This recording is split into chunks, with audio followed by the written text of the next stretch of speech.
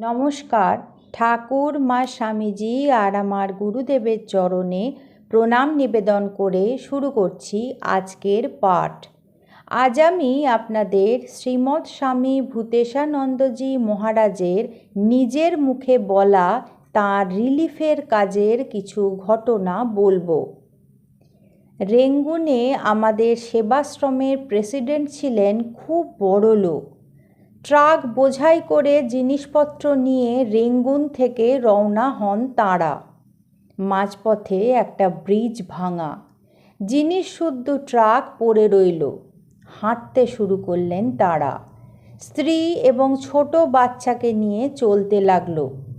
এই রকম হাঁটতে তারা একদমই অনভ্যস্ত। রাস্তায় কলেরা হলো, কি করবে? আমাদের কাছে এসে যখন পৌঁছলো তখন তাদের অবস্থা দেখলে চোখে জল এসে যায়। এত ধনী লোক রাস্তার ভিখিরির মতো আসছে। আমাদের কতকগুলো জামা বাচ্চাটিকে দিলাম। লোকেরা জিজ্ঞাসা করছে, মহারাজ, এত লোক মারা যাচ্ছে, এর কি কোনো প্রতিকার হয় না? আমাদের কোনো উত্তর নেই। কি বলবো? বড় লোকেদেরই এই কথা, এই অবস্থা। গরিব লোকের যে কি অবস্থা তার বলে বোঝানো যাবে না। পেটে অন্ন নেই, গায়ে বস্ত্র নেই, পকেটে সম্বল নেই। রাস্তায় জল ছিল না। জলের যেসব উৎস ছিল সেগুলো সৈন্যরা পাহারা দিচ্ছিল, কারণ দূষিত হয়ে গেলে সবাই মারা যাবে। কলেরা মহামারী হয়েছিল। রাস্তার আশেপাশে গ্রামে গিয়ে জল চাইলে তারা বলতো, টাকা দাও। এক গ্লাস জলের দাম কোথাও 5 টাকা, কোথাও 10 টাকা। টাকা যাদের ছিল না তাদের ভাগ্যে একটু জলও জোটেনি। আমাদের কাছে পৌঁছেই বলতো, বড় তেষ্টা পেয়েছে, একটু জল দাও। কত দাম দিতে হবে? আমি বলতাম, দাম দিতে হবে না। দাম দিতে হবে কি করে? তোমরা জলটা খাও। আমরা রাস্তায় কোথাও এইরূপ পাইনি। তারা তখন বলতো।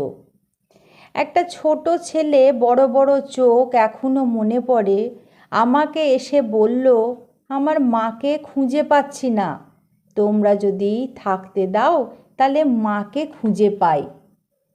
তখন আমি বললাম, তুমি থাকো। তারপর মাকে খুঁজে সে কিছুতেই পেল না।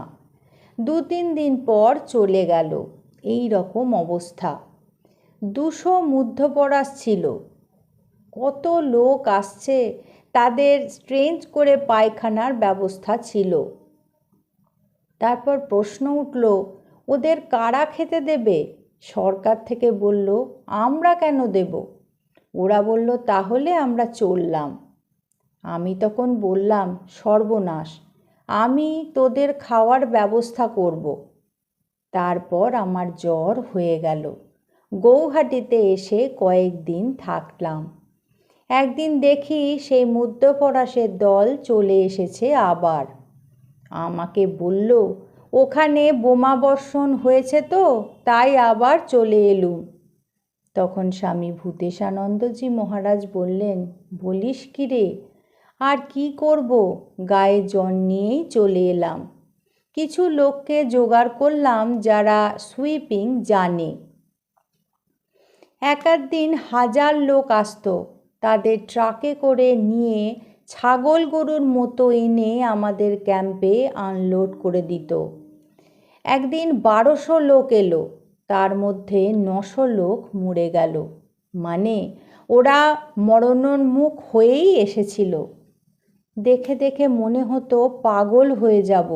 একেবারে অসহ্য পরিস্থিতি। সমস্ত দিন ক্যাম্পে কাজ করে ক্লান্ত হয়ে সন্ধ্যার পর আমাদের আস্তানায় গিয়ে একাকী চুপ করে বসে থাকতাম। চারিদিক নিস্তব্ধ, যেন শ্মশানপুরী। মাঝে মাঝে কোথা থেকে কান্নার শব্দ আসছে। কি বলবো, এখনো মনে হলে গা শিউরে ওঠে। স্বামী ভূতেশানন্দজি মহারাজ বলছেন, তারপর আমাদের সাধুরাও ওরকম অস্বাস্থ্যকর পরিবেশে থেকে অসুস্থ হতে লাগলো। যারা অসুস্থ হতো তাদের বলতাম চলে যাও, কিন্তু আর রিপ্লেসমেন্ট হতো না। এই রকম হতে হতে শেষ পর্যন্ত আমরা মাত্র দুজন ওখানে ছিলাম, আমি আর গঙ্গাধর বলে আমার এক বন্ধু। শেষে ও কামার পুকুরে ছিল, যতটা পারতাম করতাম। সেই রিলিফে আমরা যারা কাজ করেছিলাম আজ পর্যন্ত তাদের মধ্যে একমাত্র আমি বেঁচে আছি। প্রসঙ্গের রেশ টেনে মহারাজ ধীর গলায় বললেন, এ জীবনে ঠাকুর কত যে দুঃখ সইয়ে নিয়েছেন তার ইয়ত্তা নেই। এক সন্ন্যাসীর দিকে তাকিয়ে বললেন, কি ভাবছ, সাধে কি আর ভূতেশানন্দ হয়েছি? 1935-এ বিহারের ভূমিকম্পে রাজেন্দ্র প্রসাদ নিজে রিলিফ করেছিলেন। উনি একটি মিটিংয়ে বলেন, আমি নিজেকে ধন্য মনে করি, কারণ আমি ছাত্রাবস্থায় রামকৃষ্ণ মিশনের সাথে রিলিফ করার সুযোগ পেয়েছিলাম। কথাটা রাজকোটে তিনি বলেছিলেন। রিলিফ দপ্তরের দায়িত্বে থাকাকালীন সব কি আর মনে আছে? সুরাটে ঘটনাটা ঘটেছিল, আমি গিয়েছিলাম। বম্বের সমুদ্ধধানন্দ স্বামী সেটা পরিচালনা করেছিলেন, আর কচ্ছের ভূমিকম্প ত্রাণে আমি দেখাশোনা করেছিলাম। আমি করেছিলাম বললেই আমিটা এত বড় হয়ে গেল। 1971 সালের বাংলাদেশে মুক্তিযুদ্ধ রিলিফ, এই দৃশ্য দেখে আতঙ্ক হতো। রোগা রোগা সব লোক, মাথায় পুটলি, বগলে মাদুর বা চাটাই এই নিয়ে আসছে।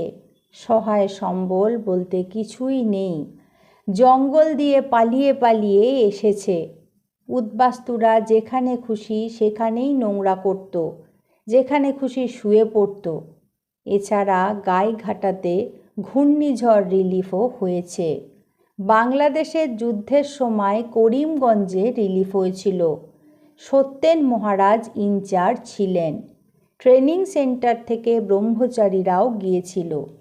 আশ্চর্য ব্যাপার, ওই যে লোকগুলো আসতো তারা খুব দুর্বল, লড়াই করার মতো শক্তি ছিল না।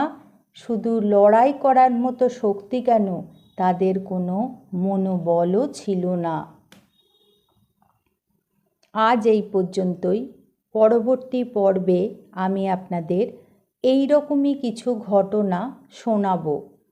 ঠাকুর, মা স্বামীজি আর আমার গুরুদেবের চরণে আপনাদের সর্বাঙ্গীন মঙ্গল কামনা করি।